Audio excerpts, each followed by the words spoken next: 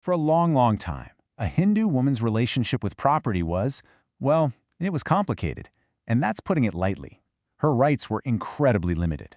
But then, a series of legal revolutions began to unfold, transforming her from a temporary caretaker of wealth into an absolute owner, and then, finally, into an equal partner. This is a roadmap of that incredible journey, a look at how the law itself evolved to see a woman's fundamental right to property. Okay, so here's our game plan. We're going to start in the restrictive world before 1956. Then, we'll dive into the revolutionary 1956 Act, which created absolute ownership, but also revealed a pretty big inequality. After that, we'll see how the 2005 amendment finally brought real parity, and we'll wrap it all up by looking at how the courts have made these rights a reality. You know, to really get why the changes to come were so massive, you have to understand the old world. Before 1956, if you were a woman, your ability to own property was defined by two very different ideas: the small pocket of freedom called Stridhan, and the much more common and way more restrictive woman's estate. So first up is Stridhan. This was property that was exclusively hers, things like jewelry, clothes, gifts she received. Over this stuff, she had total control. But you have to see it for what it was.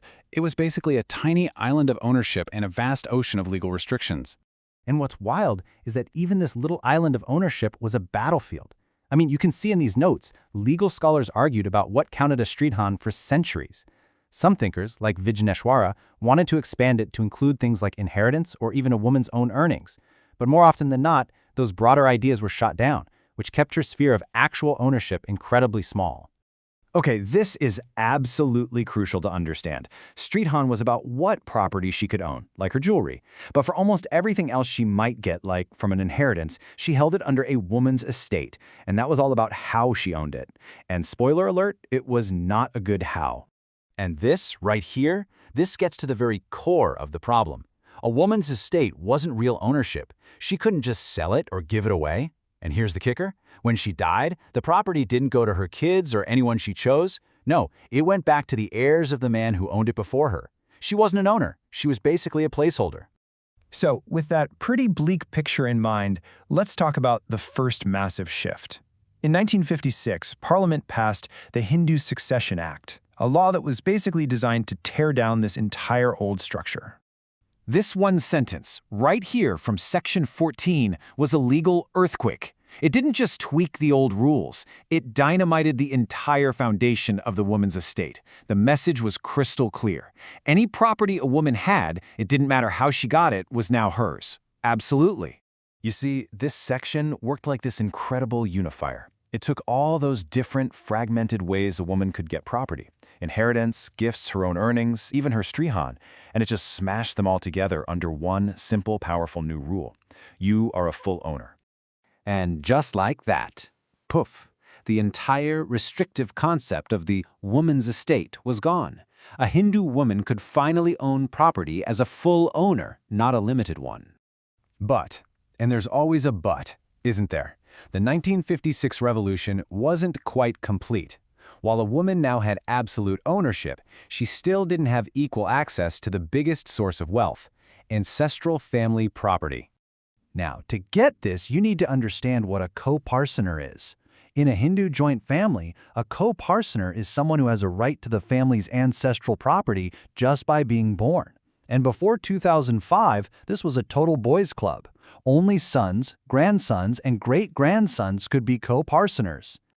This chart just lays the difference out so clearly it's almost painful. A son? He was an insider from the day he was born, with a built-in right to the family property. He could even demand his share. A daughter, though? Totally different story. She wasn't a co-parsoner. She was just an heir. She could only get a share if her father died, and even that was never a guarantee.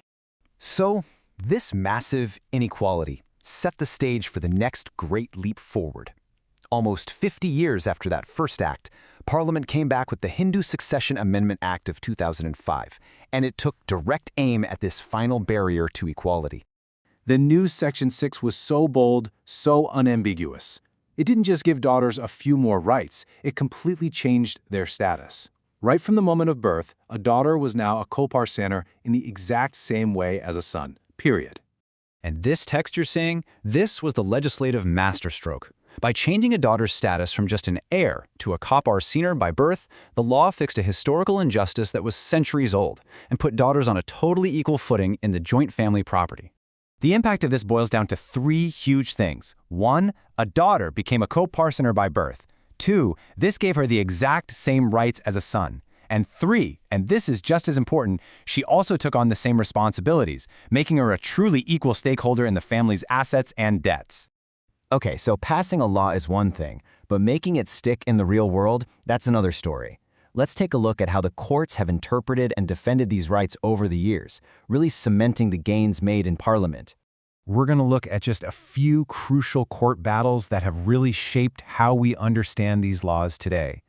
Each case helped clarify just how powerful a woman's newfound property rights really were. So in an early case, Tejas Singh, the court had to make a really key point. Section 14, they said, was meant to empower the woman herself, to upgrade her limited ownership to an absolute one. It couldn't be used retroactively by someone who had bought property from her under the old restrictive rules. The new right was for her, not for past buyers. Then in 1982, the Chakalingam case came down to one critical word: possessed. What does that actually mean? Well, the court made a huge ruling.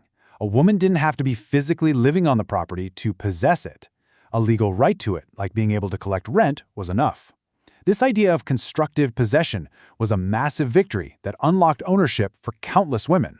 And fast forward to 2008, the Santosh case hammered this home. The court confirmed that if a woman was given property for her maintenance because she had a pre-existing right to be taken care of, that property became hers absolutely.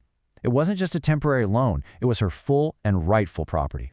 So, look at the journey we've just traced, from a woman's estate to absolute ownership and finally to equal rights by birth. The legal struggle has been absolutely monumental, and it's created a powerful foundation for equality. But the law can only open the door. The question now is, what does it take to make sure every woman can confidently walk through it? Because ensuring the equality written in law becomes a reality in every home, that's the next chapter in this story.